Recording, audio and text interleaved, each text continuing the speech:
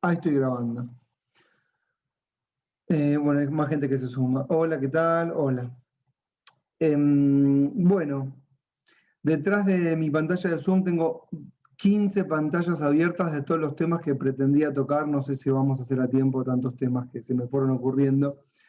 Lo primero que se me ocurrió para empezar es un mini repaso de 5 minutos de títulos de lo que estuvimos viendo. No quiero ser denso con esto, pero a veces siento que uno puede estar perdido. Entonces digo, bueno, ¿cómo llegamos hasta a lo que vamos a hablar ahora? Es lo primero que hago. Eh, Después, ahora lo hago, ¿no? Después de eso, tenía dos cosas. Una, trabajar pequeños casos que tenía apuntados en un PPT, la visión política del caso, pero no para hacer una indagación política, sino para trabajar las variables eh, de los sistemas políticos en esos casos que claramente son políticos. Los llamamos casos porque es el formato tribunal.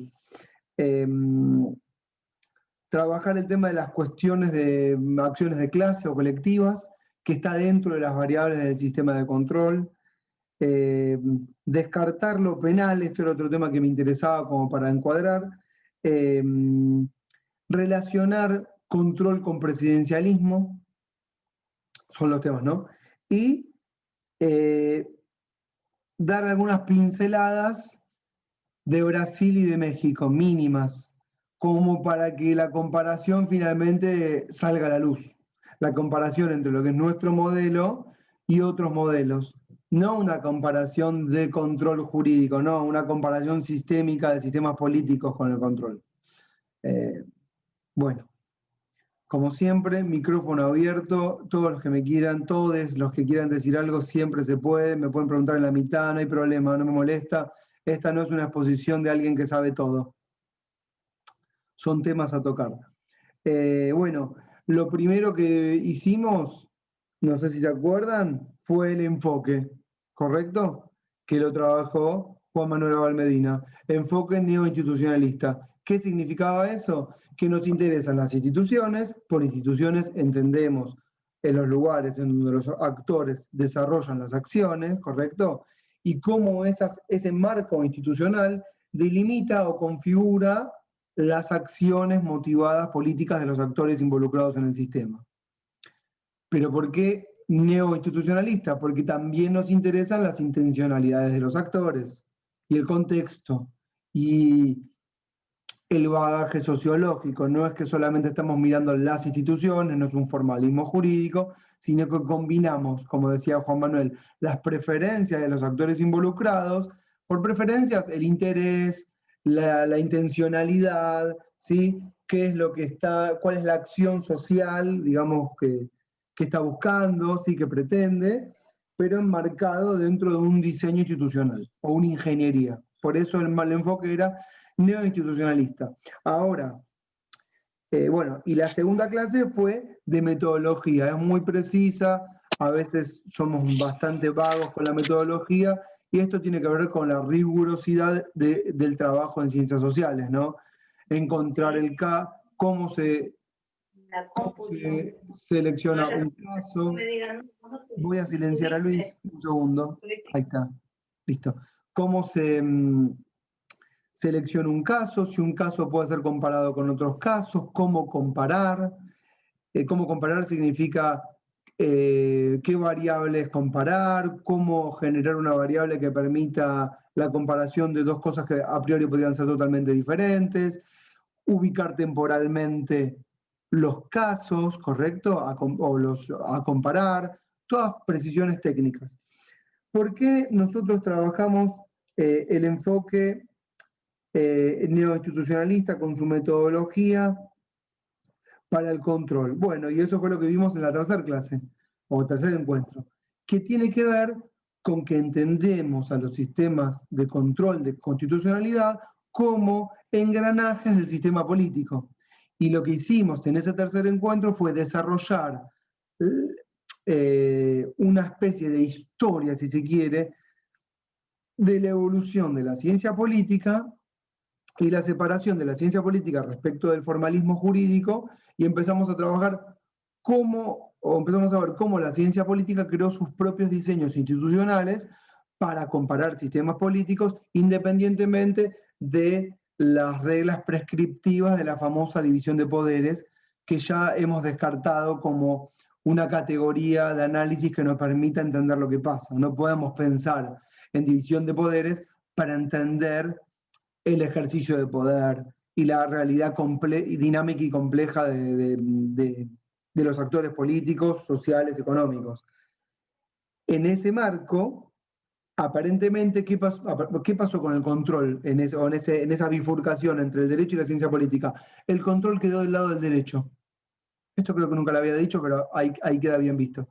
El control quedó del lado del derecho y no del lado de la ciencia política. Entonces se trabaja en los manuales de derecho, ¿correcto? En la cátedra de Derecho Constitucional, y no se trabaja en la materia que sentimos que le es propia, que es la de sistemas políticos comparados. Por eso es que no nos mandamos solos a hacer un seminario como cátedra de Teoría y Derecho Constitucional, porque sentíamos que en realidad el tema, control de constitucionalidad, le pertenece a la ciencia política, específicamente a la política comparada. Fuimos a buscarlo a Juan Manuel Abal Medina y le dijimos, ¿lo das con nosotros y vos nos das la primera parte y después nosotros seguimos? ¿Qué hicimos con eso? Además del aporte del conocimiento. Bueno, simbólicamente el encuadramiento. Esto no es de una cuestión de derecho, esto es una cuestión política, ¿correcto? Y estamos en la Facultad de Ciencias Sociales, en la carrera de Ciencia Política. Bien, no obstante que el seminario sea abierto a todos los que quieran escuchar. Y eso fue lo que estuvimos desarrollando en la tercera clase, y hablamos de los partidos, y hablamos de los regímenes, y hablamos del sistema político, y hablamos del control como un mecanismo más. ¿Para qué? Para peticionar, para acceder al engranaje del sistema de funcionamiento político, y para, de alguna manera, lograr, por esta vía, que es la vía del control, bueno, las demandas o los reclamos o los intereses propios de los sectores que van forzando la máquina, ¿correcto? Y a partir de ahí, la siguiente clase, lo que estuvimos haciendo, la cuarta creo que fue, bueno, fue desarrollar cuáles son las variables del control de constitucionalidad, pero les estuvimos dando a cada una semántica distinta de la que se le da en derecho constitucional. Justo que Mario Mauricio hablaba todo el tiempo de la semántica. Bueno, creo que sin decirlo lo hicimos, porque dijimos, no vamos a hablar de control político o judicial, vamos a hablar de órganos con legitimidad democrática o no, ¿correcto? No vamos a hablar de difuso, vamos a hablar de dispersión del órgano. Y lo fuimos cambiando semánticamente los nombres. ¿Para qué? Para dar cuenta de que estamos hablando de engranajes propios del sistema político. Y eso hicimos con la legitimidad, que es quienes tienen la posibilidad de acceder al sistema de control, lo hicimos con los efectos de las decisiones que se toman, y hablamos de que hay efectos que pueden ser genéricos y otros que pueden ser muy circunscriptos a los temas concretos que se plantean. Lo digo de manera genérica y no con terminología de derecho, a propósito.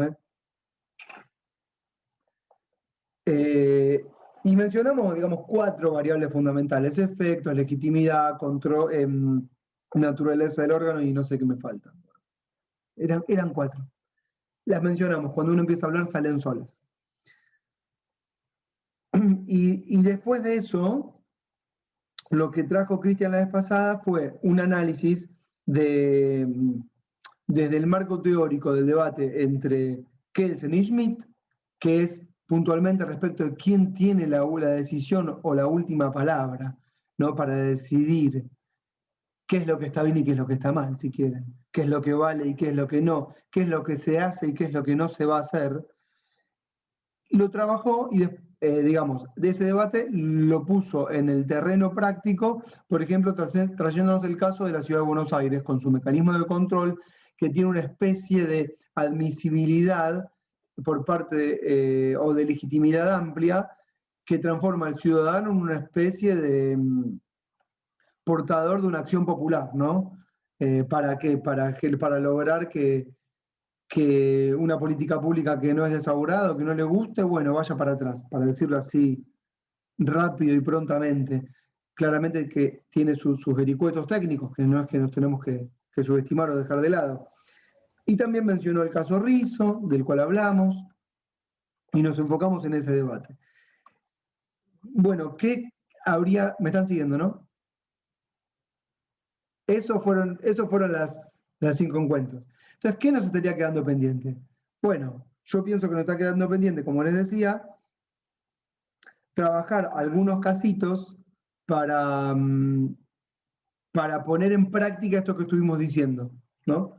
En el PPT, que es el PowerPoint este que teníamos desde la primera clase y hasta hoy, siempre es el mismo, lo voy a compartir un poco, pero lo comparto. Acá. Sí.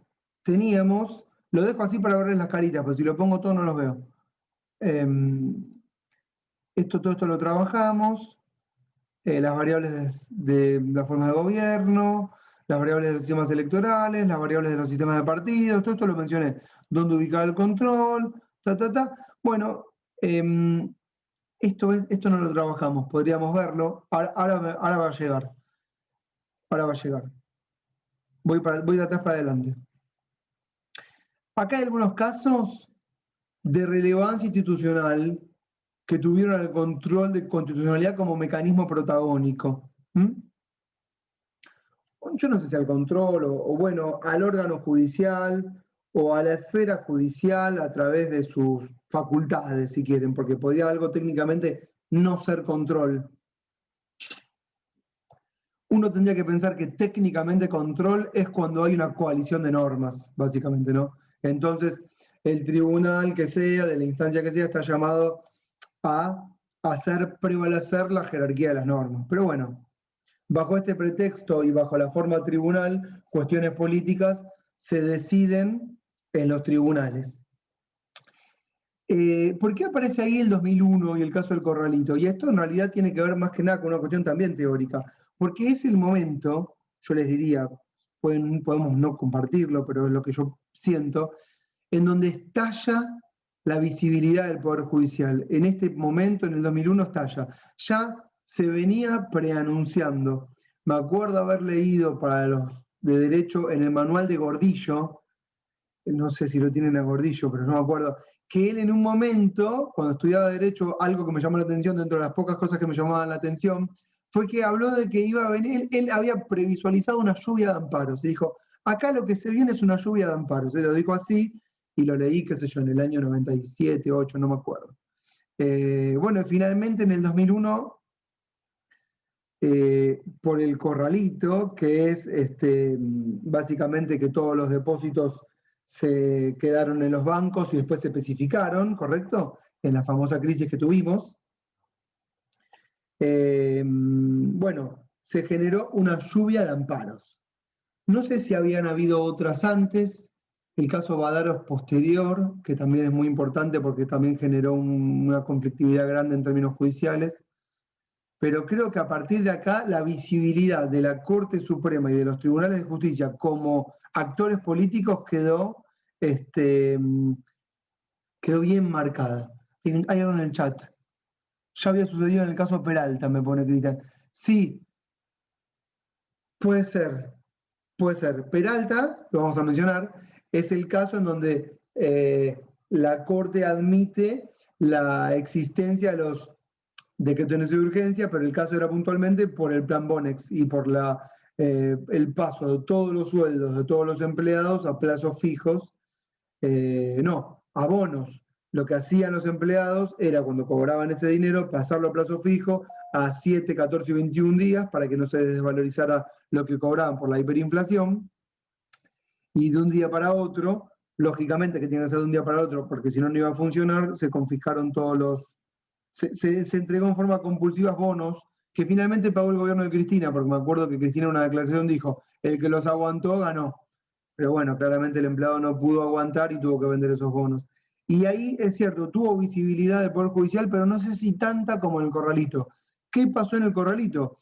Bueno, como se creó una especie de vacío de poder en términos institucionales, hace poquito, creo que te lo escuché vos, Ricardo, mira lo que voy a decir, creo que te lo leí a vos, que escuchaste decir por ahí que la clase dominante argentina no es una clase dirigente, creo que lo tuiteaste vos.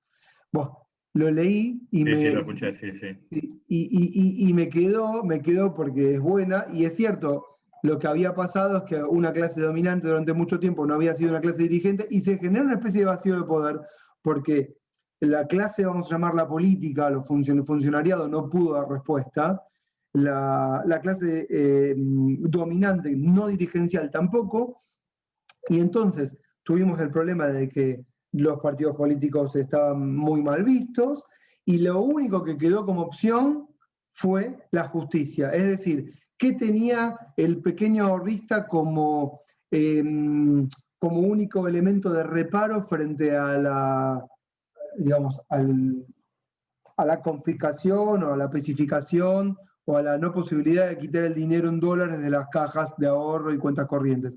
La justicia. Entonces ahí llega esa famosa lluvia de amparos.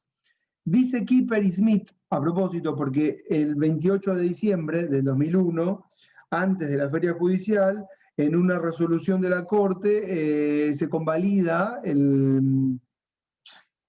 creo que mirá, ni lo repasé esto para hoy, creo que era el decreto 200, bueno, era el decreto o la resolución de Cavallo, creo que, no sé, de diciembre del 2001, de los primeros días, diciendo que era constitucional y que estábamos en un caso de emergencia.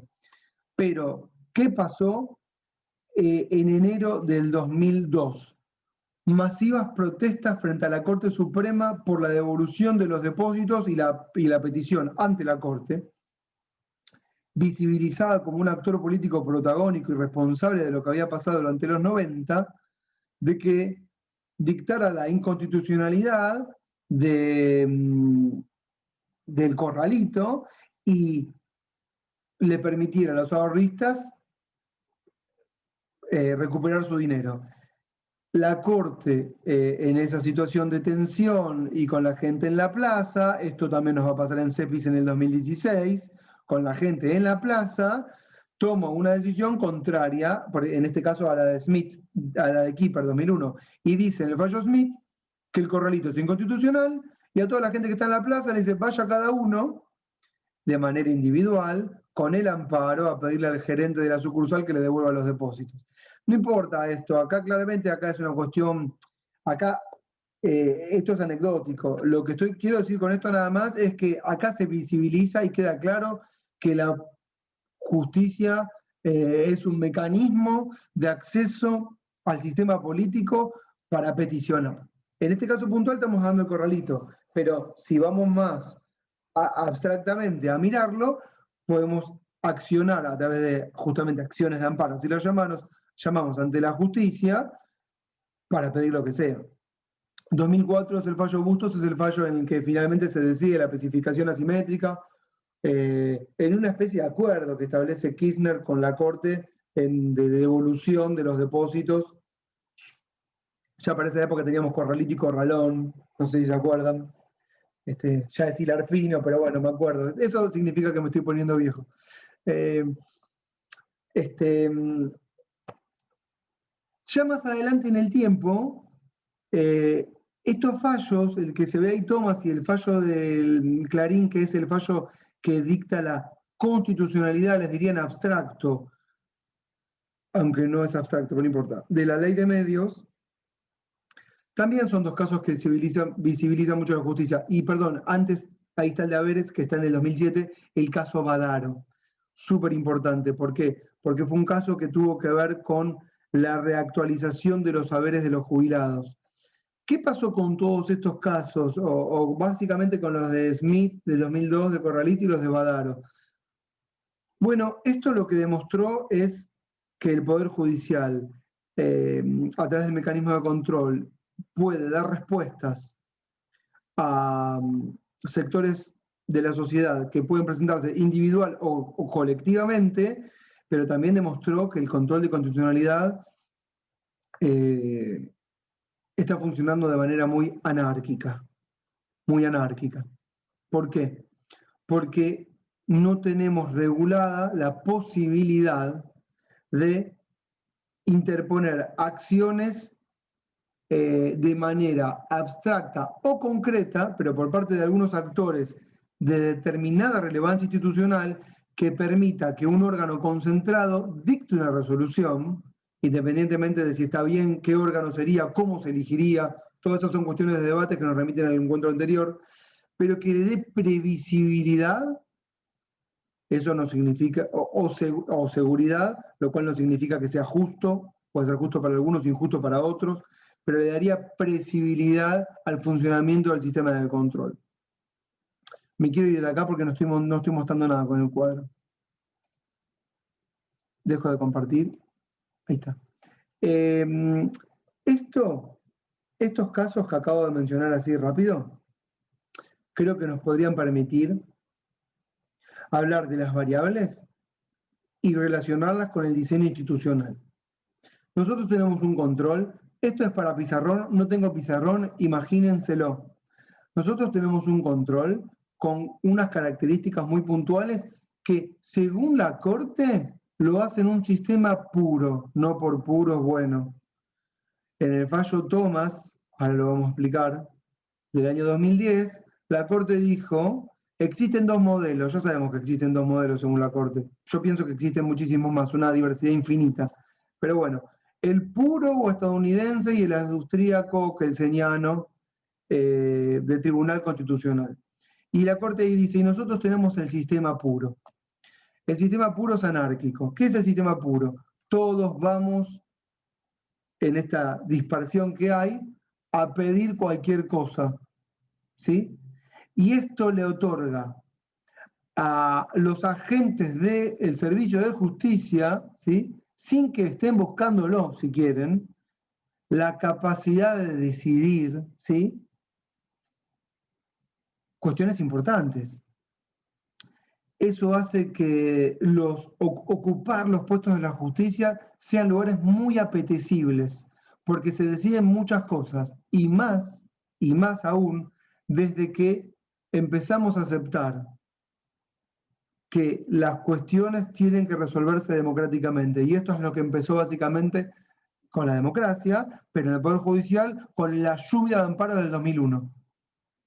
Porque, ¿qué hubiese pasado en un contexto distinto con lo que pasó en el 2001, pero en un contexto, vamos a decir, de debilidad democrática? Lo que hubiese pasado hubiese sido una resolución por la fuerza de estas cuestiones. En vez de que se resolviera por la fuerza, la única solución fue democrática, y la única solución democrática que teníamos era ir a la justicia.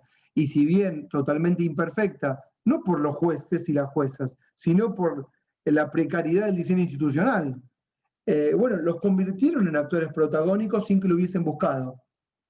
Entonces, desde ese momento hasta hoy, vemos crecer constantemente el debate respecto de qué jueces tenemos, quiénes son, a qué intereses sirven, ¿correcto? De quiénes son amigos, de quiénes son enemigos. Y además cambió también, esto no es tema de la materia, esto sería sociología del Poder Judicial, solamente lo pongo como título.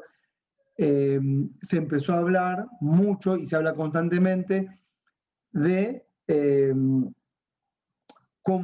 qué hacen los jueces cambiaron su comportamiento, empezaron a tener voceros, empiezan a dar conferencias, crearon asociaciones de magistrados, o que tal vez existían, pero que no tenían un rol político importante y ahora lo tienen que tener, y antes el juez o la jueza que se legitimaban por sus fallos, se legitiman de otra forma. Incluso llegamos a tener en la actualidad debates que hoy algunos podrían pensar irracionales o ilógicos, que nos dicen, bueno, la sociedad se expresó de tal manera y entonces vamos a fallar de tal manera. Uno lo ve irracional porque dice, ¿cómo? Ahora la justicia falla según lo que digan las mayorías. Y lo que pasa es que muchos jueces y juezas se ven presionados socialmente, presionados por servicios de inteligencia, presionados por los políticos, presionados por el lobby, presionados por la materialidad, bienes, servicios. Y entonces, desde este punto de vista,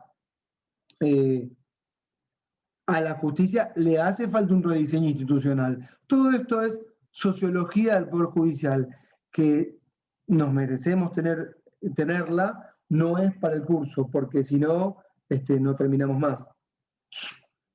Bien, yo estaba diciendo que nuestro sistema de control, la Corte dijo que es un sistema puro.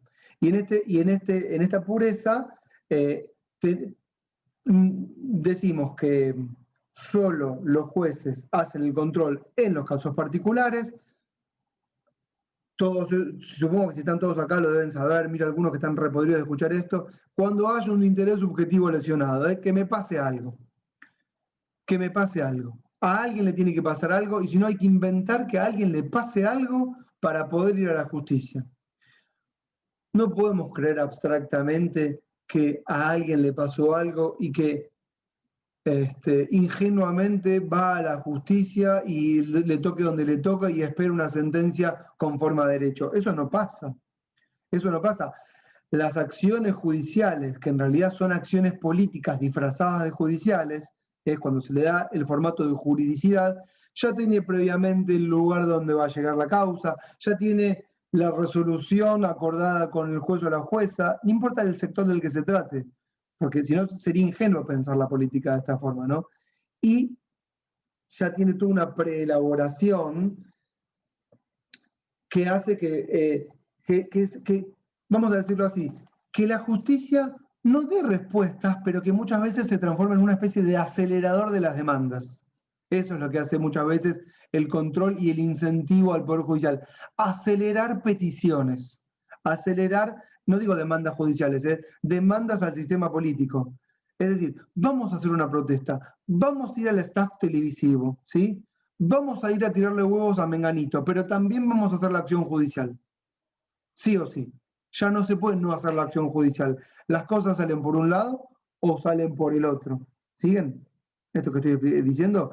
Así es como tenemos que ver las acciones que llamamos de control. Ahora, ¿qué pasa en nuestro presidencialismo? Y en los presidencialismos en general. Esto es, si me escucharan Mario y Juan Manuel, bueno, nos matan, ¿no? Vamos a pensar que no lo van a escuchar todo esto. ¿Qué pasa en los presidencialismos?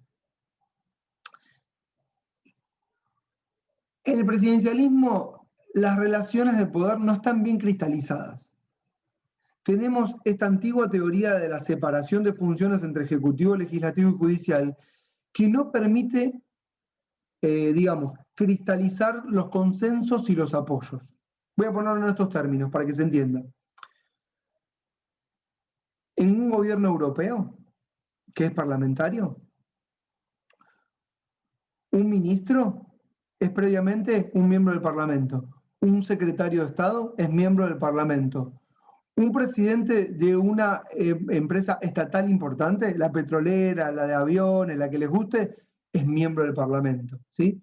Un funcionario, y todos los cargos políticos son antes miembros del Parlamento.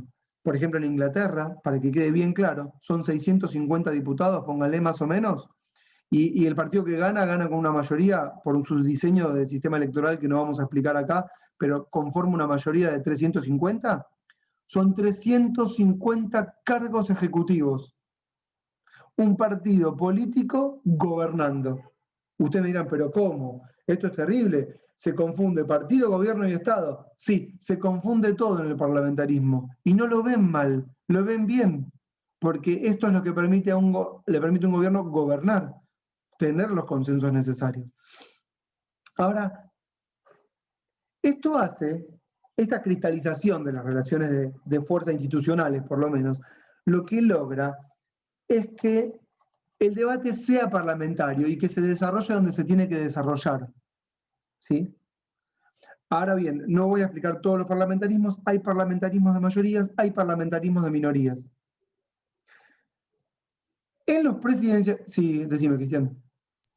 No, agregar una cosita más a lo que decías recién. Sí. En los casos, sobre todo de Francia y del Parlamento británico, no solo condensa la relación ejecutiva-legislativa, los integrantes del Parlamento, sino que además, hasta hace muy pocos años en el Parlamento británico, también de ahí se seleccionaba o se repartía la selección de quienes iban a integrar el organismo que ejercía el control judicial. O sea, se separó, si no me equivoco, a fin del 2008-2009. Pero hasta entonces, históricamente, la Casa de los Lores seleccionaba, si no me acuerdo mal, 12 personas, según las elecciones que iban teniendo de manera paulatina, para ejercer además el control jurídico de las normas. O sea, los mismos que formaban parte del Parlamento. O sea, eran los que sancionaban la norma y eventualmente los que también la controlaban respecto de alguna controversia que pudiera suscitarse. No, es más catinado lo que acaba de decir, lo tendría que haber dicho, y está perfecto. ¿Y saben por qué?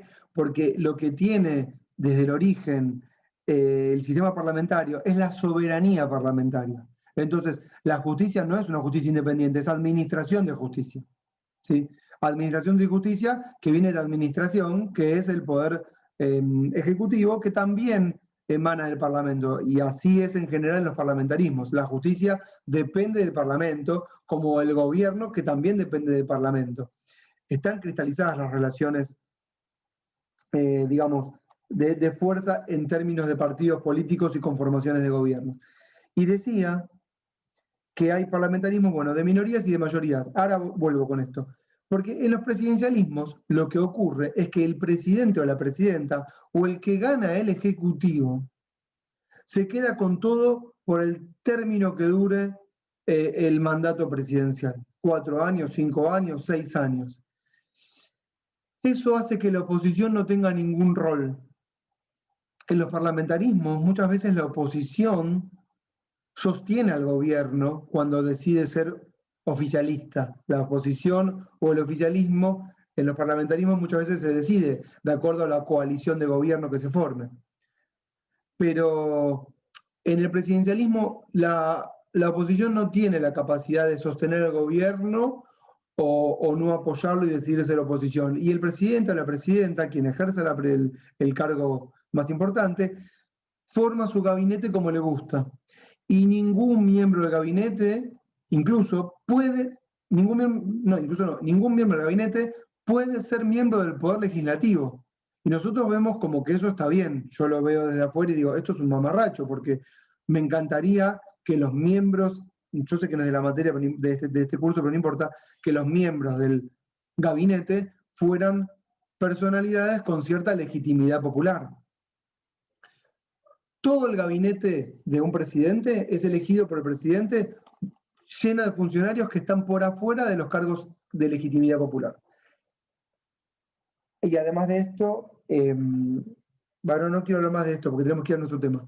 No quiero mezclar. ¿Qué rol entonces le queda a la oposición si no tiene mayoría parlamentaria? ¿Qué pasa cuando se desarrollan las elecciones presidenciales y por alguna especie de efecto arrastre del sistema electoral, no puedo desarrollarlo con profundidad, ustedes se lo pueden imaginar, hay diferentes sistemas electorales en los diferentes países, pero imagínense un sistema electoral que favorece una mayoría presidencialista, por ejemplo Uruguay, en donde no hay ningún tipo de corte de boleta, porque nosotros tenemos corte por categoría, pero Uruguay, por ejemplo, ni eso. En una misma boleta aparecen todos, senadores, diputados, presidentes, todo en un bloque compacto. Entonces, ¿qué rol le queda a la oposición si no puede tener ningún cargo en el Ejecutivo, si no tiene ninguna mayoría parlamentaria, si depende de los favores del presidente o la presidenta? Porque, bueno, te voy a dar tal ministerio, pero de onda, de favor, o por algún apoyo puntual. ¿Qué le quedaría? Bueno, lo único que le está quedando es, dentro de una oposición democrática, el Poder Judicial. Porque vi un chat ahí, no sé si alguien, léelo si querés, no sé qué dice. No quiero ignorar lo que me van diciendo, pero no. Igual es Cristian, ¿eh? Cristian, mejor hablar. Veo chats y yo digo, no lo quiero ignorar. Bueno, decía. No quería interrumpir. En una oposición democrática. Por oposición democrática, para que se entienda, nos estamos refiriendo a una oposición que no quiere acceder a cargos o a puestos de poder por vías no institucionales, ¿no? Por ejemplo, por la fuerza, mediante un golpe de Estado, golpe blando, llámenlo como les guste. Entonces, bueno, la justicia, que es el único mecanismo que queda, si no hay otro tipo de instituciones que resuelvan conflictos, porque podrían haberlas y que no se llamen control, va quedando como el único lugar o el último reducto en donde podemos hacer algo. Puedo ir a los medios de comunicación, puedo ir a puedo hacer de todo, puedo hacer marchas, ¿sí? Puedo trabajar con el algoritmo de las redes, claro que puedo, porque uno como oposición, si tiene vocación política, no destructiva, no hay que llamarlo así, ¿qué va a hacer? ¿Qué le queda por hacer? Si el presidencialismo no te da los mecanismos institucionales necesarios como para que vos te puedas expresar. Te da, si querés, la presidencia en la Cámara de Diputados de la, ¿cómo se llama? La que controla el presupuesto, me olvidé el nombre. Bueno, el Defensor del Pueblo y la Auditoría General de la Nación, ahí está. Pero no es que le da muchos roles institucionales nuestro sistema presidencialista a la oposición. Entonces, esto fue acrecentando cada vez más el rol de los jueces y las juezas. Algunos se apichonan y otros hacen usufructo del tema. Y muchos lugares se vuelven apetecibles, como les decía antes. En este marco, todas las cuestiones que no se resuelven porque el poder político institucional está concentrado en una sola fuerza, se resuelven en la justicia. Y a esto llamamos judicialización de la política. Pero es una cosa natural. No puede ser de otra forma. Lo que en el 2001 en Badaro, ¿no? Veo chats, cómo me distrae. Lo que en 2001 y con Badaro, que fue por los jubilados, estalló como lluvia de amparos, ¿sí? Se empezó o se está empezando a resolver poco a poco, pero todavía sin una gran definición, a través de otra de las variables fundamentales de nuestro sistema de control, que son las acciones de clase. Yo, como tenemos poco tiempo, voy a mezclar todo. Sepan entender y preguntar si no se entiende nada. ¿Qué son las acciones de clase? Acciones de grupos. Y esto ordena un poco.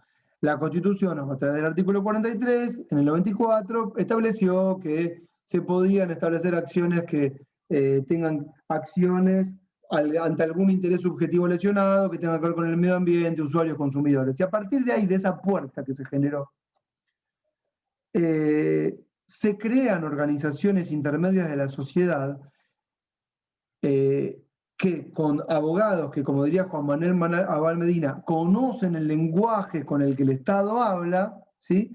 Accionan el mecanismo del control como acelerador de demandas. Entonces, una organización que propende, no sé, beneficiar a tal o cual grupo, se conforma e inicia acciones de clase. Recién, en el 2010 creo que fue, o 9, la Corte admitió en un fallo famoso, ALABI se llama, que es sobre el medio ambiente, y reguló de alguna manera a través de una sentencia judicial lo que sería una acción de clase. Esto le empezó a dar otra fisonomía al control. ¿Por qué? Porque teníamos, escuchen lo que estaba pasando, teníamos jueces y juezas, escuchen lo que voy a decir, son todas características de nuestro control. Ante un presidencialismo que no le da opciones a la oposición, teníamos senadores y diputados, senadoras y diputadas que se convierten en agentes judiciales que llevan reclamos políticos ante jueces de primera instancia, de los cuales pretenden, mediante acciones de amparo o medidas cautelares, frenar políticas públicas, y las decisiones de primera instancia que deberían ser para las partes se terminaban transformando en verdaderas declaraciones erga omnes, es decir, para todos, que afectaban a toda la comunidad. ¿Se entendió todo esto que dije? Porque lo dije muy rápido, yo sé, pero ya. Y esto le empezó a dar otra fisonomía al control, que yo les diría era inevitable, porque otros países ya prevén cómo resolver estas cuestiones, pero en nuestro sistema de control no. Entonces ahora lo que tenemos es un concierto de acciones digamos, de declaración de certeza o acciones de amparo ante intereses de dudosa subjetividad y lesión, pero que se presentan en la justicia ante jueces que, de cualquier fuero y jurisdicción en todo el país, que saben que va a tener una respuesta positiva, y que escuchen, por la envergadura de las partes, el Estado cuando es parte, un monopolio cuando es parte, ¿sí? O una asociación que defiende intereses de amplios sectores sociales, hace que la decisión de un juez se transforme en una decisión que afecta a la comunidad en general. Y nos ha pasado, y lo hemos vivido 2014, 2015, 2016, 2015, 2013 con el fallo Rizzo, estoy pensando en muchos casos, en donde jueces y juezas empiezan a tomar decisiones y no se entiende a quiénes abarcan esas decisiones. Títulos de diarios confusos, población que no sabe qué hacer. Voy a poner otro ejemplo. Cuando en el 2016 se deciden aumentar las tarifas, porque se dolarizaron las tarifas de gas y de luz, y empezaron a activarse acciones ante la justicia, porque ¿qué le pasó a la oposición? Lo mismo de siempre. La oposición no controla mayorías, o aunque las controlase, no lograba sancionar leyes que le permitieran impedir la aplicación de un decreto o un reglamento de un ministerio del Poder Ejecutivo. Y aún así, muchas veces, faltando a la jerarquía de las normas y al derecho, de hecho, desde presidencia se decide derogar leyes de mayor jerarquía a través de reglamentos y decretos sin importar lo que va a pasar, y entonces queda el Poder Judicial como único lugar de reparo. Cuando en el 2016 empezaron las demandas para que no se aplicaran los aumentos de las tarifas, hubo uno muy importante que estaba mencionado ahí dentro de los casos, que fue el fallo Cepis. Para mí fue paradigmático porque el caso Cepis generó protestas ante la Corte Suprema porque las tarifas, primero había mucho, en ese momento había mucha tensión porque el kirchnerismo había perdido, pero algo así como, vieron que ahora dicen del macrismo que no acepta la derrota, parecía ser como que el kirchnerismo, los sectores populares tampoco admitirían la derrota, o estaban intentando que no avanzaran el aumento de las tarifas, o el cercenamiento de derechos, llámenlo como quieran, no importa. Lo que sí ocurrió es que como no tenemos un tribunal que pueda resolver en abstracto, ¿sí?, con efectos generales, se empezaron a plantear demandas ante diferentes jueces, diferentes lugares, a través de diferentes asociaciones, planteando la inconstitucionalidad del decreto o del reglamento o de la resolución, creo que es, del Ministerio de Energía, que dolarizaba las tarifas. Decí, Cristian, dale.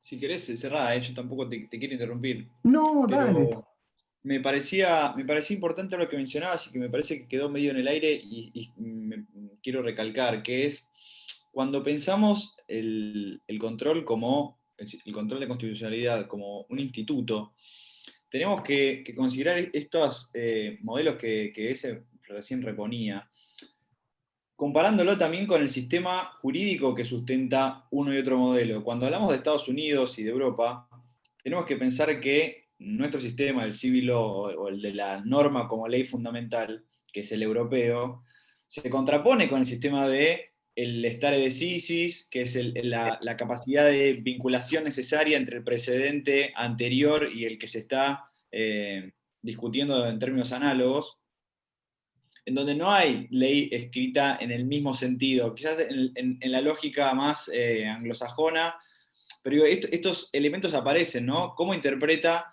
el control un sistema parlamentario que tiene common law? ¿Cómo lo interpreta un sistema que tiene civil law, pero además tiene declaraciones en abstracto de un órgano concentrado específicamente constitucional? Digo, todos estos elementos que son variables que mencionaba ese recién, están en juego constantemente en Argentina, que es un crisol de todos estos elementos. Es muy interesante ver cómo se estructuran entre sí y dialogan o se tensionan entre sí, ¿no? La idea de tener la capacidad de expresarse con una acción colectiva que tiene el origen en el formato anglosajón, en la class action tradicional en Norteamérica, pero que deriva de Inglaterra, donde tiene una conformación legal totalmente distinta. Entonces, todos estos elementos que vamos incorporando o adaptando se van reconfigurando casi como resulta. De hecho, ni siquiera aparecen expresamente en la norma, sino que, como decía ese recién, la Corte a partir de ciertos fallos va dándole forma de manera pretoriana, como se le dice en el derecho, a esta figura. No aparece en la ley, entonces se estructura de una manera para nosotros esencial, que es desde la norma, parte todo lo demás. Acá, bueno, de repente aparece una figura que después la norma termina receptando, y esa reestructuración medio sobre la marcha da cuenta un poco de cómo se está ejecutando ese control. Eso Bueno, quería agregar ese. no, está bien, de hecho genera esta configuración pretoriana, después genera las arbitrariedades. ¿Qué es lo que voy a decir? Mira, todo esto que dijiste lo voy a decir ahora cuando termino de decir esto de CEPIS y paso a Barcas, me paso a Brasil y México para hacer la comparación. Creo que ahí me va a dar todo el tiempo. Así que va a surgir esto. Entonces decía, lo que pasó en CEPIS es que hubo una multiplicidad de demandas, pero también protestas. Mucha protesta social, tapa de diario. La Corte, en los casos empezaron a llegar a la Corte, tuvieron entonces que tomar el caso, algo parecido a lo que pasó ahora con Bluglia, Bertuzzi y Castelli, creo que se llama, tuvieron que tomar el caso, no les quedó otra opción. Ya para el 2014 la Corte había creado una especie de registro público de acciones de clase, lo menciono al pasar por si alguien después lo busca, y tenía que dar una resolución que era contraria a los intereses de los sectores corporativos. Y dictó un fallo que sinceramente al día siguiente nadie entendió. Algunos decían la Corte avaló los aumentos y en otros la Corte decía la Corte prohibió los aumentos. Si buscan las crónicas creo que el fallo es el fallo tengo acá la fecha, es del 18 de agosto. Si después buscan 19, 20, 21, van a ver todos los días títulos distintos. Porque la Corte, para salir del paso, siempre busca ver cómo salgo del paso. No quería aceptar, digamos, la demanda, pero también tenía la presión social. Entonces termina siendo una especie de distinción rara entre usuarios residenciales y usuarios no residenciales. No me quiero meter con el contenido, fue la forma en que la Corte salió del paso diciendo, bueno, se lo aumento a unos, no se lo aumento a otros, y así zafamos hasta el próximo caso. Y en el fallo dijo unas cosas hermosas, si ustedes lo leen, no tiene desperdicio, ¿no? Como que el ser humano está antes que el mercado, cosas bellísimas para enmarcar, pero en realidad si uno observa cuál es la aplicación concreta, la gente perdió, no ganó. Pero bueno, de la lectura parecería ser que ganó. Y después de eso, poco tiempo después, tuvimos ese famoso fallo que yo mencioné la vez pasada, que se llama fallo Abarca, de un tal Cristian Abarca, que era un miembro del Frente para la Victoria de la provincia de Buenos Aires, que tuvo un recorrido parecido, pero que se circunscribía a la provincia de Buenos Aires, en donde se estaba solicitando algo similar, pero con las tarifas de luz, que no se aplicaran los aumentos. El caso llega a la Corte a través de diferentes acciones en diferentes lugares, y la Corte, contrariamente a lo que había hecho en CEPIS un mes antes, el fallo es de septiembre y el de CEPIS del gas es de agosto, bueno, dice lo contrario. No es que dice lo contrario. Como no había presión social, deslegitima, escuchen lo que hace, deslegitima a todos los actores que se presentan para no referirse a la cuestión de fondo y dejar a los aumentos vigentes. ¿Qué significa deslegitimar? Bueno, vieron que tenemos una variable que es la legitimación activa, quienes se pueden presentar para peticionar. Entonces ahí en el caso tenemos varios que se presentan. Se presenta un club de barrio, se presentan diputados de manera personal y en su calidad de diputados, se presenta el defensor del pueblo de la provincia, y bueno, y se presenta el partido político como asociación. Y como no está claro cómo es el control y cómo no tenemos un tribunal constitucional unificado para presentaciones en abstracto, lo que fue haciendo la Corte fue ir casi, como les diría, devolviendo como si fuese una especie de frontón o paredón del otro lado con una raqueta, devolviendo la pelotita, descartando uno por uno. Bueno, diputados, acá no aceptábamos en su calidad de diputados, ya lo dijimos en el fallo Thomas. Ahora voy a mencionar el fallo Thomas que no lo dije. Es decir, un diputado es diputado del Congreso, ¿correcto? No es diputado cuando va al supermercado a comprar un sachet de leche. Es decir, el diputado es diputado en el juego de las mayorías y minorías en la Cámara de Diputados. No tiene legitimación activa para presentarse a hacer el control. Es decir, la oposición en un presidencialismo no puede, en su calidad de miembros de partidos políticos en nuestro presidencialismo, presentarse a la justicia, que vaya al staff televisivo, que haga la protesta, que trabaje en las próximas elecciones, pero no puede accionar el mecanismo de control. El defensor del pueblo dijo ahí en el fallo Abarca, bueno, es un defensor del pueblo que tiene mandato vencido. Eso fue lo que dijo. Y además, en realidad, esto no lo dijo, pero bueno, lo digo, un defensor del pueblo de la provincia no puede presentarse para causas que tengan interés federal nacional. Era una resolución del Ministerio de Energía del Poder Ejecutivo Federal. Pero igual fue grave lo que dijo ahí la Corte, porque si dijo que el defensor del pueblo tenía mandato vencido, el defensor del pueblo de la provincia hubiese estado deslegitimado para todas las acciones en las que se había presentado, no solo para esta, lo cual fue bastante riesgoso. Se ve que fue un fallo apurado, no midieron las consecuencias. ¿Y qué le dijo? Bueno, y ahí lo que me interesa ahora, ¿qué le dijo al partido político? Esto lo tengo en el PPT, lo voy a poner, ¿me esperan? La única cosa que voy a compartir digna, miren. O, ¿saben? Lo voy a compartir mejor de otro lado. ¿Me esperan un chiquitín? Voy a compartir, no quiero perder mucho tiempo. Voy a compartir un Google. Miren, ¿ven mi Google ahí? Tengo 1000 ventanas. Pero esta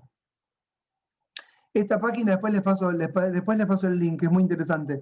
Es una página sobre acciones colectivas. Yo la sigo y me voy enterando de todas las acciones colectivas que se van presentando. Acciones de clase. ¿Qué le dijo la Corte al partido? La Corte rechazó la legitimación, acá estoy leyendo, del partido político interviniente en autos en cuanto pretende representar en la causa como asociación a todos los usuarios de energía eléctrica de la provincia de Buenos Aires. Escuchen ahora, ante las ingentes funciones que les compete a tales agrupaciones, como pieza clave para la existencia del régimen representativo, esto sería creo el artículo 37 de la Constitución, la condición en la cual el partido político pretende incorporarse al frente activo demandante como asociación y desde esa calificación sumarse como representante del colectivo de usuarios de energía eléctrica, importa exorbitar las facultades del partido a competencias que la Constitución Nacional pone en cabeza de otra clase de personas jurídicas que tienen por objeto la defensa de los usuarios y los consumidores y con pareja gravedad de olvidar que los partidos políticos existen por y para el régimen representativo. Y en ese alto propósito no deben distraer esfuerzos, diría ahí, ni recursos en la continua misión que les asiste para profundizar los derechos políticos de los ciudadanos y la calidad institucional dentro de una sociedad democrática. Básicamente, después les comparto el link, no se preocupen. La Corte le decía algo así al partido como, vos como partido político no tenés que hacer nada. Tenés una misión más fundamental, que es presentarse en las próximas elecciones. Y yo pensaba, qué pena, porque después vuelvo a Thomas, pero esto me da pie para entrar en otro tema. Fíjense cómo es en otros países, en donde sí los partidos políticos como tales, en abstracto, pueden presentarse ante algún tribunal para peticionar en nombre de la sociedad o por lo menos de aquellos a quienes representan. Por ejemplo, en México y en Brasil, que lo había mencionado, lo vengo anticipando, lo voy a decir ahora.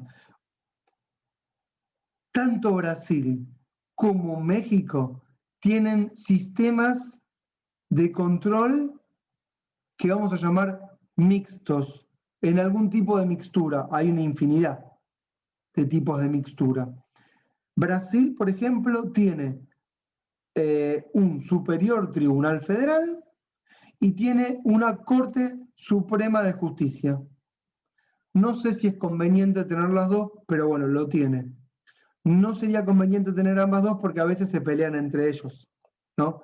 Por egos, bueno, por lobbies. El Superior Tribunal Federal es el órgano, ¿sí? Vamos a poner acá que tenemos en el PPT cómo se eligen. Bele, vos me lo habías hecho esto. Sí, lo tenés hacia el final. Lo tengo así, porque vos me lo hiciste vos esto. Yo me acuerdo. No, acá. ¿Pero está Brasil? Acá está. Ven acá, Supremo Tribunal de Brasil, 11 miembros. Bueno, tienen cargos vitalicios, la verdad que eso no está muy bueno. Y son designados por el Ejecutivo con acuerdo del Senado. 11 miembros. El Tribunal Federal, el Supremo Tribunal Federal de Brasil, tiene a su cargo cuestiones que tienen de competencia y que tienen que ver con conflictos entre poderes. Y se pueden presentar ante el Supremo Tribunal Federal determinados actores de relevancia política, ahora los voy a mencionar, en lo que serían acciones de constitucionalidad y sobre todo acciones de inconstitucionalidad. Estas acciones de inconstitucionalidad presentadas ante el Supremo Tribunal tienen efectos generales. No tengo punteado quiénes se pueden presentar, pero lo tengo para leer y bueno, no preparé un PPT sobre esto. ¿Quiénes pueden presentarse? Vamos a explicar un poquito cómo es Brasil. Brasil en 1946, hasta el 46, con la preeminencia de Getúlio Vargas y de lo que sería un gobierno popular o populista, llámenlo como les guste, había mucha preeminencia de lo político por sobre lo jurídico. Lo que se buscó posteriormente fue darle autonomía al Poder Judicial. ¿Por qué? Bueno, para que no estuviese, vamos a decirlo, viciado de cuestiones políticas. Se le dio tanta autonomía al Poder Judicial que el Poder Judicial habría sido cooptado por los lobbies, ¿correcto? Hay que decir algo de Brasil, me voy a ir de acá y después vuelvo. Hay que decir algo de Brasil súper importante. Brasil es un sistema federal que tiene un Congreso totalmente atomizado, ¿sí? Eso significa que un presidente no controla mayorías parlamentarias. En donde el federalismo es muy fuerte. ¿Qué significa el federalismo muy fuerte? Los gobernadores estaduales son muy fuertes, ¿sí? El sistema electoral de Brasil es totalmente distinto al nuestro, es por circunscripciones y no por listas, ¿correcto? Y por candidaturas individuales, y eso hace que se fagociten mucho los personalismos, mucho más que en nuestro país. Y las candidaturas individuales hacen que el Congreso esté totalmente atomizado, que haya una infinidad de partidos y que el Ejecutivo no pueda controlar su fuerza. Esto hizo, junto con la independencia o la autonomía que se le dio al Poder Judicial, que tiene en sus manos el control de constitucionalidad, que los lobbies o los sectores corporativos presionaran sobre el Poder Judicial para obtener de ellos lo que están buscando. Y el Poder Judicial no tenía que obedecer a los poderes políticos y sí tenía que obedecer entonces a los sectores corporativos. En 1988 se reforma la Constitución y se le da al Tribunal Federal, que ya existía, que era la Corte, era la Suprema Corte, se transforma en un Tribunal Constitucional. Aún así, hasta el año 2004, las decisiones del Supremo Tribunal no eran obedecidas por instancias inferiores, y fue el PT, el Partido de los Trabajadores, con el gobierno de Lula, el que, a través de una reforma en el 2004, hizo obligatorias todas las sentencias del Supremo Tribunal Federal para las instancias inferiores. Eso hizo que el Supremo Tribunal se convirtiera en un arma política de peso fundamental. Más sobre todo, teniendo en cuenta esto que acabamos de leer, que una vez que un miembro del Superior Tribunal es nombrado, en el cargo está en forma vitalicia.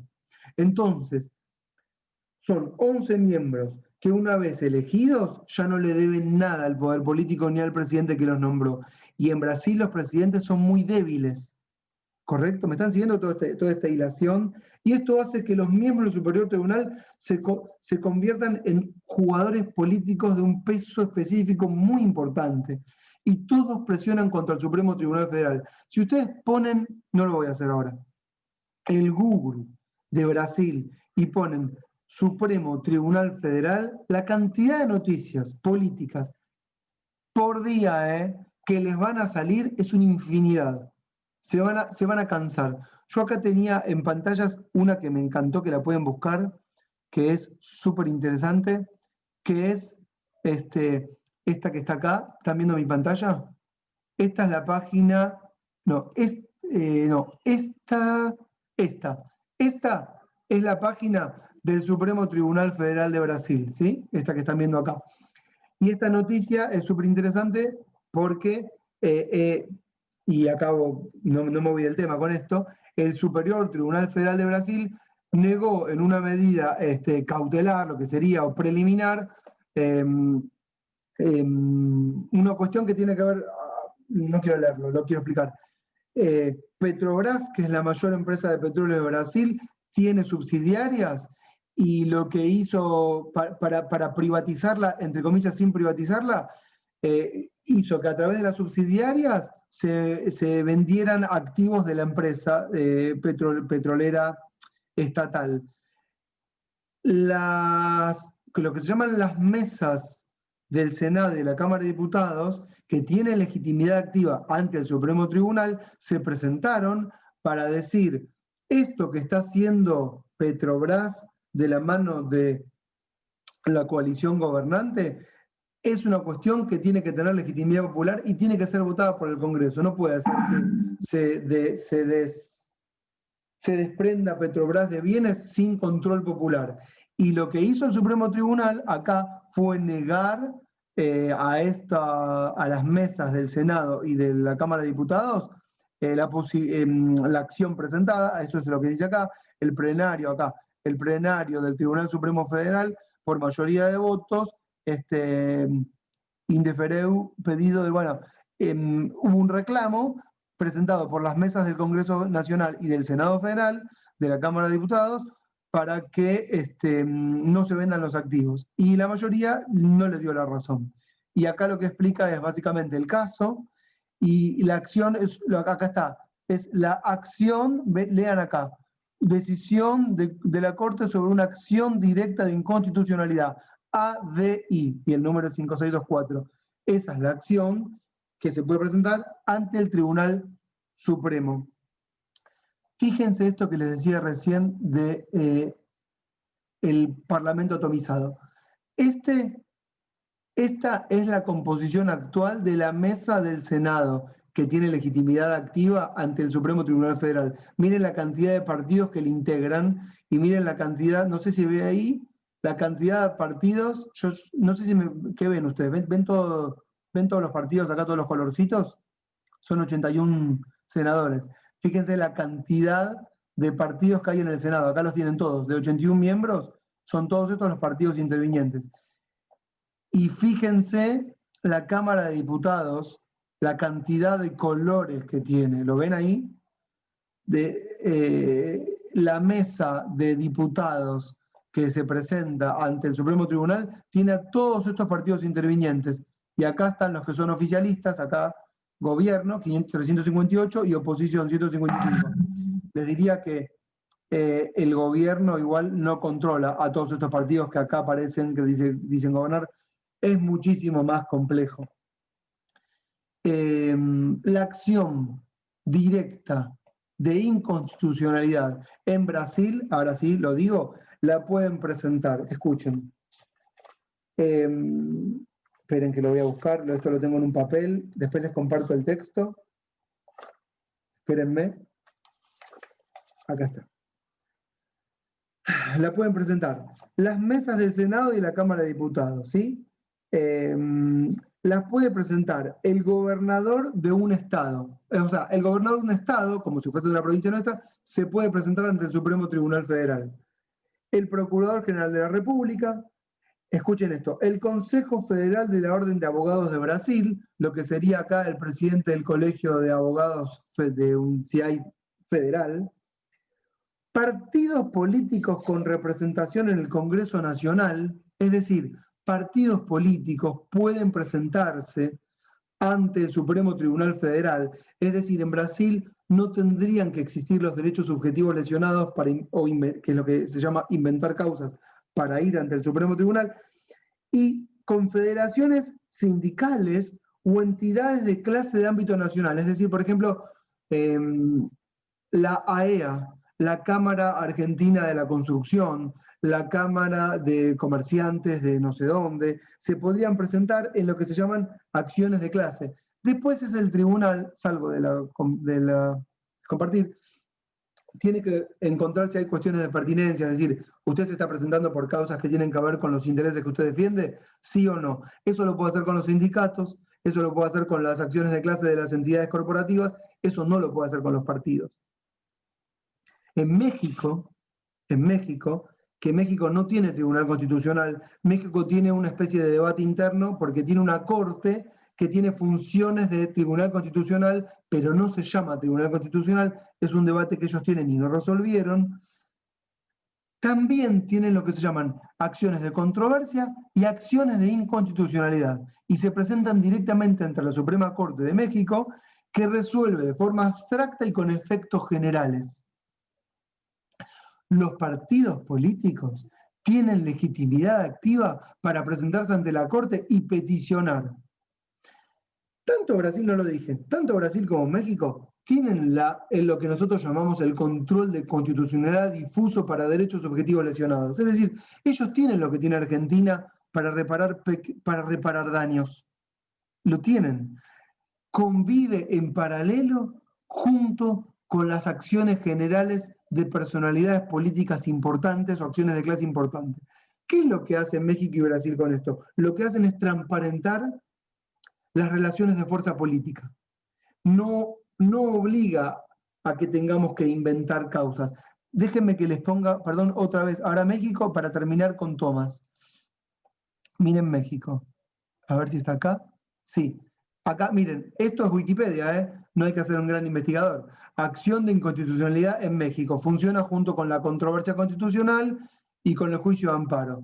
Y fíjense, leo acá, a diferencia del juicio de amparo o la acción de inconstitucionalidad, bueno, pueden presentar la acción de inconstitucionalidad 33% de los diputados integrantes de la Cámara de Diputados del Congreso de la Unión respecto de leyes federales, 33% de los senadores, y después sigue con otros partidos políticos ante no sé quién, bueno, el procurador, pero ¿saben qué es este 33%?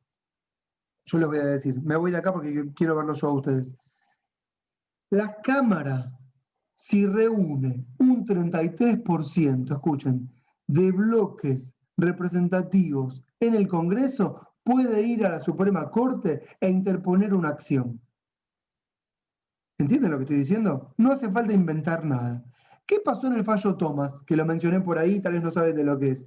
Cuando se sanciona la ley de medios en el 2010, claramente los grupos monopólicos de medios, Telefónica y Clarín, y no sé cuáles más, pero esos son los dos que más recuerdo más importantes, no querían que se sancionara esa ley, porque los obligaba ¿a qué? A desprenderse de bienes. Entonces, ¿qué hizo el grupo monopólico o los grupos monopólicos a través de un diputado? Le hizo a un diputado, se llama Tomás, ante la Justicia Federal de Mendoza, interpone una acción diciendo que se sentía afectado porque se habrían violado sus derechos como diputado, ¿sí?, en el momento de sancionarse la ley de medios. Y le pidió al juez, o no sé si es juez o jueza, nunca lo supe, que mediante una acción de amparo y de forma cautelar invalidara toda la ley de medios. O sea, nosotros tenemos un control difuso para las partes y tuvimos un caso en donde un juez de primera instancia dicta una sentencia con efectos generales, suspendiendo cautelarmente la aplicación y la vigencia de toda la ley de medios que se había votado con todo el piripipí, de todo el debate democrático y el recorrido y todo lo que dice el kirchnerismo, de la ley de medios, les guste o no les guste, da lo mismo, no quiero hacer juicios de valor sobre esto, lo que quiero acá es poner un poco el control en perspectiva. Y bueno, cuando el caso llega a la Corte le dice, no, no podés hacer esto. No puede un juez de primera instancia declarar erga omnes bajo encima una medida cautelar, una decisión que implique la suspensión de una ley votada democráticamente. Si ustedes no consiguieron las mayorías necesarias para impedir la sanción de la ley, no pueden, dice la Corte ahí, venir acá a reeditar un debate que perdieron por el juego de las mayorías o minorías. Esto que hizo la Corte en el 2010, después lo tachó en los próximos fallos, porque la Corte tuvo infinidad de fallos con efectos generales, aunque los fallos eran para las partes. Por ejemplo, el caso Rizzo, que es un perfecto caso con efectos generales. Se presenta Rizzo, que es miembro de una entidad, y la Corte dice, ante la inminencia y la gravedad institucional y que están llegando las elecciones y que ya están diciendo, bueno, presenten las listas y qué sé yo, de consejeros para la elección popular, tenemos que dictar una sentencia con efectos generales y se suspende las elecciones de los miembros consejeros por votación popular y se vuelve al régimen anterior, que el resto de las elecciones continúen. No voy acá a explicar el caso Rizzo. Claramente, hoy la Corte, me quedan 6 minutos, claramente hoy la Corte es un tribunal. Sí, Javi, sí, decime. Habla.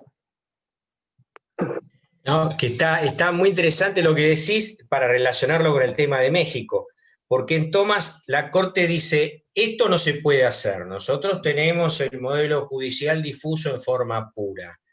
Pero si alguien lo pudiera hacer, o sea, una declaración de inconstitucionalidad con efecto erga omnes, seríamos nosotros y no un tribunal de primera instancia.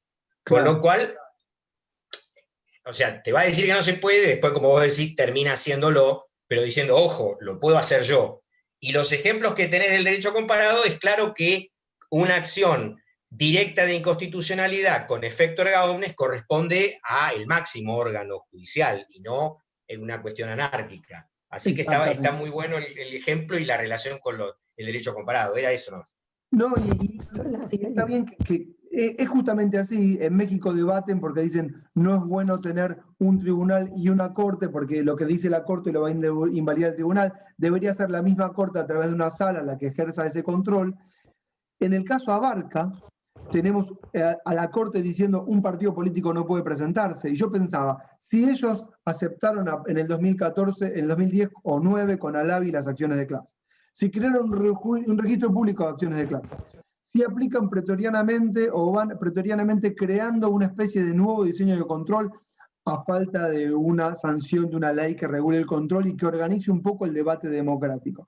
Tenían la oportunidad perfecta, en el caso Abarca, en donde se presenta un partido político tan vilipendiados, los partidos políticos tan menospreciados ante la sociedad, se presentan en una causa, tenés la posibilidad de decir, bueno, el derecho comparado admite en muchos países ya la presentación de los partidos políticos, vamos a admitirlo entonces, porque está buenísimo a la espera de que se sancione la ley.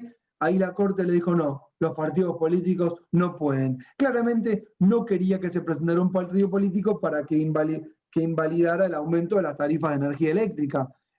Esa es la cuestión de fondo. Tal vez si se presenta otro partido pidiendo otra cosa distinta, lo hubiese aceptado la legitimidad. Y lo que, ya no sé en realidad con qué iba a terminar, pero básicamente lo que nos está ocurriendo es que tenemos una corte, sí, esto iba a decir, que hace las veces de tribunal constitucional, que lo dice tibiamente, que y que al no haber una regulación un poco más específica, no digo definitiva, porque nunca hay regulaciones definitivas, porque siempre va a estar el debate que Cristian planteó la vez pasada de quién tiene la última palabra y cómo se elegirían los miembros que van a tener la última palabra. Pero al haber una legislación y la Corte tener una infinidad de causas para resolver, se maneja arbitrariamente como mejor le parece en función de las circunstancias y de los intereses de turno. Entonces tenemos, un caso lo acepto, un caso no lo acepto. Este caso es relevante. Le voy a dar vista al procurador para que sobre este caso se expida. ¿Por qué? Porque me parece que en este caso va. Estos casos los vamos a cajonear porque no me interesan. Entonces, si la sociedad no se moviliza, el lobby sí se moviliza y hace que los miembros de la Corte o los jueces inferiores se expidan. Hay alrededor de la justicia todo un piripipí. Eso es innegable, no va a dejar de ocurrir. Servicios de inteligencia, presiones mediáticas, tapas en los diarios, escraches, movilizaciones populares, de todo el arco ideológico y de todas las organizaciones que logran de alguna manera reagruparse para activar el sistema. Si la demanda no la demanda judicial, si la petición política, ¿sí? de la que fuere, ¿no? Del caso que se les ocurra, de la exigencia que se les ocurre, no va por la vía de la protesta, puede ir por vía judicial, a través del control, con la forma jurídica, ¿sí? Con el revestimiento jurídico. Pero si lo podemos conseguir de otra forma, lo jurídico queda en segundo plano. Nosotros con Belén y con Javier en clase tenemos infinidad de casos que le planteamos a los alumnos que quedan en la nada porque finalmente hay acuerdo político. Por ejemplo, cuando fue el decreto, me acuerdo, Vele ahora, que es el decreto que había sancionado Cristina para repartir la recaudación por la soja, como el Fondo Solidario se llamaba. Y después Macri lo eliminó, y después todos los varones del conurbano se juntaron y presentaron una acción, y la acción quedó en la nada cuando se sentaron en una mesa con Frigeri y le dijeron, bueno, ¿sabes qué? Te vamos a dar la plata por otro lado. Bueno, listo. Y ahí terminó todo, se terminó el asunto. Entonces la política resolvió, la justicia no tuvo que resolver. Cuando no hay forma, se dirime en la justicia. Mientras el sistema presidencialista no dé respuestas, digamos, o canales institucionales de diálogo, todo se va a terminar resolviendo a través del control. Yo, ya está, son 7:30. Ahora voy, Cristian, solamente una cosa. Lo que quiero decir es que hay muchísimas variables. Por ejemplo, algo que nunca más mencioné y que dije antes es qué pasa con los parlamentarismos con gobiernos de minoría. Pasa parecido que con los presidencialismos. No, con los parlamentarismos, con gobiernos de mayoría, eso. Pasa lo mismo que con los presidencialismos. La dinámica es la misma. Un gobierno que tiene mayoría parlamentaria en el sistema europeo hace que la oposición no tenga lo que hacer y entonces vaya a la justicia. Los gobiernos minoritarios en los parlamentarismos, en algunos países se da, europeos, no pasa lo mismo.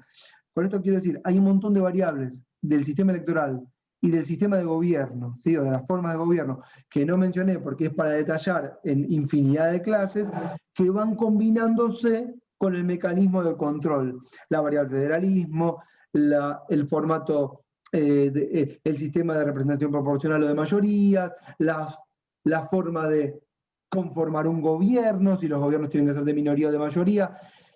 Finalmente, la justicia, en nuestro control, y en muchos, se transforma en un actor político con capacidad de veto. Lo que Tsvelis, un autor que se llama T.S. Tsvelis, llama actores de veto o veto player. Es decir, en un diseño institucional, ¿cómo podemos comparar diseños institucionales? Bueno, según la cantidad de actores políticos con poder de veto que tenga. Entonces, si tiene muchos actores de veto, con capacidad de veto, el sistema va a funcionar poco, porque va a haber mucha confrontación. Otro autor que se llama, me olvidé el nombre, el que habla de las democracias consensuales o las democracias delegativas, creo que se llaman, que confrontan. Bueno, hay democracias consensuales en donde se privilegia el diálogo y otras en las que no se privilegia el diálogo, una mayoría se lleva todo y la minoría es rupturista.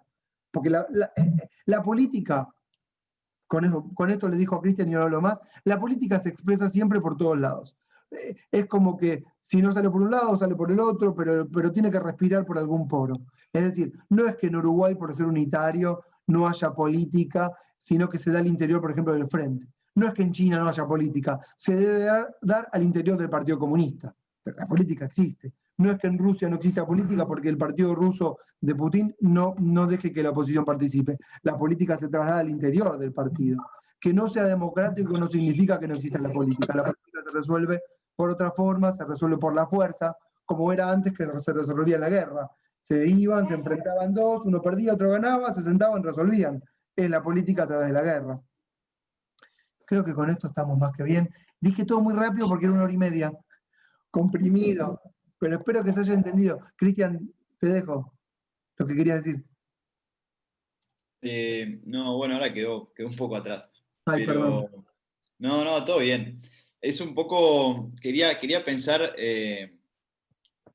una idea nomás, de manera contrastante o contrafáctica, cuando vos decías, bueno, cómo la Corte como organismo que tiene capacidad arbitraria para determinar a qué actores considera legitimados o no, sobre todo reconociéndose ella con capacidad de decirlo constantemente, eso un poco que decía también Javier, ¿no? Bueno, esto no lo puede hacer nadie, pero está mal, pero bueno, yo sí lo puedo hacer, ¿no? Digo, en otros casos aparece la, si se quiere, doble moral de esa capacidad de decir si sí puedo, si no puede, pero digo, de pensarla al revés, ¿qué pasa cuando en un problema interpartidario o aún más intrapartidario sí se presenta alguien ajeno al partido para cuestionar el tratamiento que está teniendo la propia conformación del partido? O sea, bueno, ¿cómo entiende ahí el control desde el poder político hacia el partido político, ¿no? Porque también aparece esa restricción de la legitimación de decir, bueno, no, vos no formás parte del partido, no estás afiliado, pero sos ciudadano, pero sos afiliado a otro partido. Digo, eso también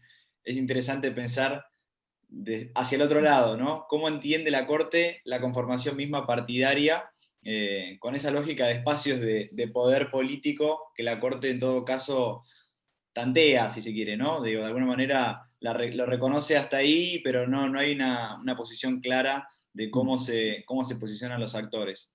Claro. Y también pensar a partir de eso que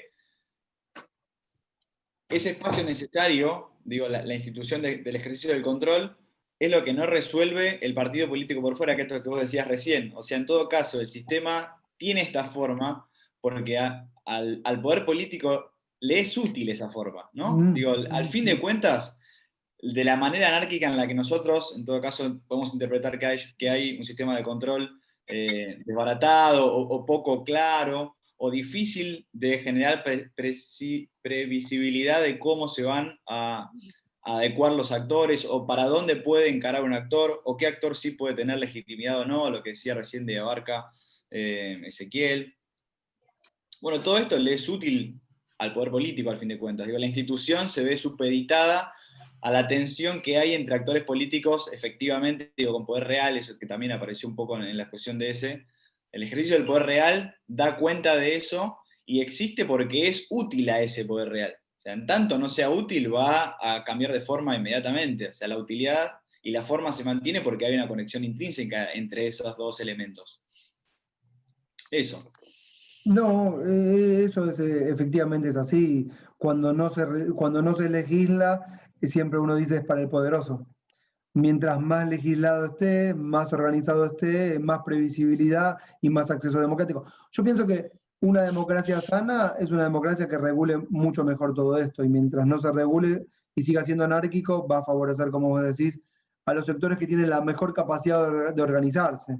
Es muy difícil para alguien poder acceder, si no es a través de alguna organización intermedia, en la justicia para peticionar, para reparar algo o para solicitar algo que considere injusto de manera abstracta. Es muy difícil. Pocos tienen acceso. En Brasil creo que, no, y en México hay mucha acción por omisión. Mucha acción por omisión. No sé cómo lo hacen. Se organizan bastante bien. Y el tribunal se expide. Acción por omisión significa no estás al poder político, ¿no? No estás haciendo tal cosa, tal derecho no lo estás restableciendo, no estás ejerciendo tal acción que te compete como Estado, y acción por omisión tienen un montón. Yo incluso creo que de acá a futuro, si se organiza el control, puede ser un arma fundamental de acceso democrático a la justicia para peticionar ante el Estado, ¿no? De manera abstracta, lo digo. Pasa que, otra vez, quizás esto abre la puerta para en algún momento ir un paso más, que es, ¿qué pasa cuando se acepta el lugar del legitimado, ¿no? O cuando se crea la figura, como quizás presenté yo también, y vos lo mencionaste, con la acción declarativa de inconstitucionalidad, que la Ciudad de Buenos Aires, como otras provincias, como también lo tiene el caso brasilero, a partir de esa condición de abrir un poco el abanico de quienes se pueden presentar a peticionar y estar ubicados en la posición de obtener una respuesta por parte del organismo que ejercita el control, ¿qué pasa con la ejecución de sentencia después de eso, ¿no? Porque, digo, tenemos también casos en los que dicen, bueno, está bien, digo, se reconoce lo que se le está, digo, se le da la capacidad de que se presente legítimamente, se reconoce que tiene derecho, se reconoce, o se reconoce que lo que está esgrimiendo es correcto, digo, hay una yuxtaposición, si se quiere, o una colisión normativa que hay que resolver, pero bueno, nosotros no tenemos capacidad de hacerla porque lo hace otro poder, ¿no? Digo, otra institución en ese término. Entonces ahí también, digo, aparece todo otra vez este escenario en donde, bueno, ¿quién es el que ejecuta efectivamente esa acción que se está discutiendo? Ese es el paso posterior. Cuando se logre que se expida, vamos a ver cómo hacemos para que ejecute. Bueno, yo ya estoy, porque ya, si no, el seminario puede ser eterno, era una aproximación. No sé si alguien quiere decir algo, si no yo las dejo tranquilas. Les dejo después compartido el material que estuve trabajando hoy ya. ¿Estamos? Ricardo, ¿no me vas a decir nada? Te hinché todos los cursos. Nada, hice una preguntita ahí por el chat que me la respondió Belén. Me preguntó algo interesante que me dejó pensando, Ricardo, porque cuando plantea la pregunta dice, ¿cómo se evita directamente? ¿Cómo logramos no traspasar el debate político a la justicia? Y me llamó la atención ese preconcepto de tratar de separar las dos cosas. ¿Por qué? ¿Cómo se evita? Yo no lo leí. A ver, en realidad sería cómo evitar que se reproduzca el debate político, que ya se dio posiblemente, tal vez, en el órgano parlamentario, en el Tribunal Constitucional o en el tribunal que sea. ¿Y por qué? ¿Vos por qué quieres evitarlo? No, yo lo que quiero evitar es que se reproduzca. Yo perdí la elección, perdí la votación en la Cámara, entonces voy y lo intento ganar en un tribunal constitucional, o en un tribunal. Pero ¿por qué evitarlo? Quizás es una forma de legitimar la lucha política y hacerla más transparente. No, bueno, yo entiendo, como decís, escúchame, ya perdiste, lo estás forzando más, y como que darías lugar de esta forma a un gobierno de minorías en una especie de democracia, donde tienen que gobernar las mayorías. De esta forma le abrís la puerta, digamos, a un control por parte de las minorías de lo que no pudieron obtener por mayoría parlamentaria. Ahí va, La decisión del Parlamento no es final y le hace falta el sello del tribunal. Pero te digo lo que pasaría, sería como lo que pasa con la presión sobre el dólar, ¿viste? Vos lo prohibís, la presión va a venir igual y va a ser peor. Dejalo que vaya y que pierda por segunda vez, ¿entendés? Que vaya en un round más. Pierde. ¿Y si cómo estás seguro de que va a perder? No, sí, no sé.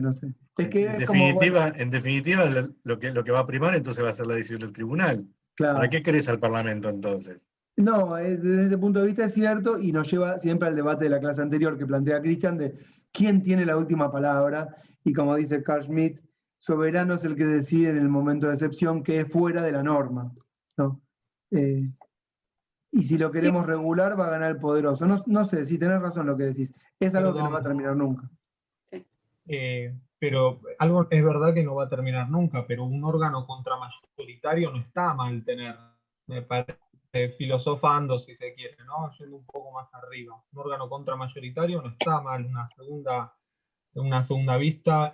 Toda discusión es política, obviamente, comparto con Belén, una decisión de control de constitucionalidad es una decisión política, pero no está mal que haya un órgano contramayoritario, la posibilidad de que las minorías no estén siempre bajo la opresión de la mayoría, no lo que se hablaba, los check and balances. Sobre todo... Depende de qué lado de la mayoría esté uno también. Sobre todo si pertenecemos a una minoría en algún momento.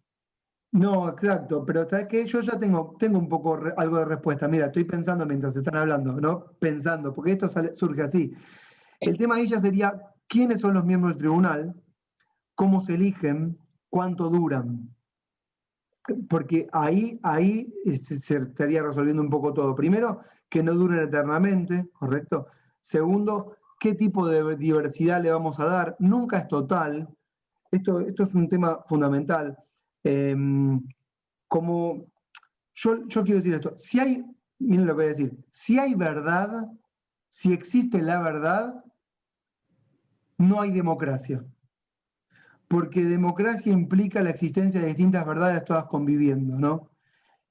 Y nunca un tribunal va a hacer lo máximo de diverso que pueda hacer, porque siempre va a haber una diversidad y uno nunca sabe a quién incluir en la diversidad y quién queda finalmente afuera, ¿viste? Decir, bueno, la cuestión de género, bueno, por rango etario, bueno, por sector social, bueno, y por las personas que tienen discapacidad de movimiento no van a integrar el tribunal, y así empezamos a ver y por religión, y entonces vemos quién queda afuera y quién queda adentro, y es difícil armar un tribunal plural. Uno podría pensar, y bueno, para eso está el Parlamento, finalmente, para que estén representados de alguna manera todos. El mapa y el territorio, ¿no? Sí, creo que no llevo a ninguna conclusión, perdón. Tienes un poquito más en el chat. Es que no la hay, me parece, ¿no? Ahí está No lo rico. Totalmente. Bueno, ¿qué dice el chat? Depende de dónde resida la soberanía para decidir. Sí, bueno, ya está. Creo que este debate, ya está, lo dejamos acá porque es interminable, ¿no? Pero es un hermoso debate. Por lo menos ahora cuando piensen en el control, no lo piensen como siempre, piensen lo distinto. A todos los heroicos que llegamos hasta el final. Y bueno, yo les dejo compartido el material y siempre estamos a disposición. ¿Está bien? Perfecto. Tal vez este seminario sea algún día en la facultad, vamos a ver, en presencial, ¿no? ¿Quién dice? Igual, me preguntar cuántos de acá son estudiantes de ciencia política. Creo que Faustina nada más. No, y yo. Ah, y Patricia. Y Cecilia. Y Cecilia. Yo soy egresado de la Facu de Sociales. ¿Y el resto viene del derecho o de la ciencia política? Bien. ¿Que Marina es de Derecho? Y acá tengo Luis, por ejemplo, Claudia, Melissa, ¿de dónde son? Fátima. De ciencia política. Ciencia política. Para saber. Está bien. Yo también, dice... De Comodoro, Luis te habla, de Comodoro. Hola. Mira, qué grande, Luis. De Comodoro. Hay viento ahí, De ¿no? Comodoro, sí, te viene siguiendo todo el seminario. En verdad yo tengo cursada ya toda la carrera y tengo que rendir 4 o 5 finales. Mira. Entre ellos me quedaba sistemas políticos comparados. Así que bueno, no, de 10, la verdad que la explicación, la exposición de ustedes, excelente, genial, la verdad enriquecedora de la clase. Grande, Luis, ídolo. Bueno, me alegro, espero que estén todos Por bien favor. contentos. Sí. Listo. ¿Estamos? Nos veremos en algún otro encuentro. Estamos. Bárbaro. Bueno, un gusto, gente. Muchas gracias, excelente. Bueno, nos vemos. Gracias. Chau, chau. Muchas gracias, muy No, bueno. por favor. Gracias, nos vemos. Gracias.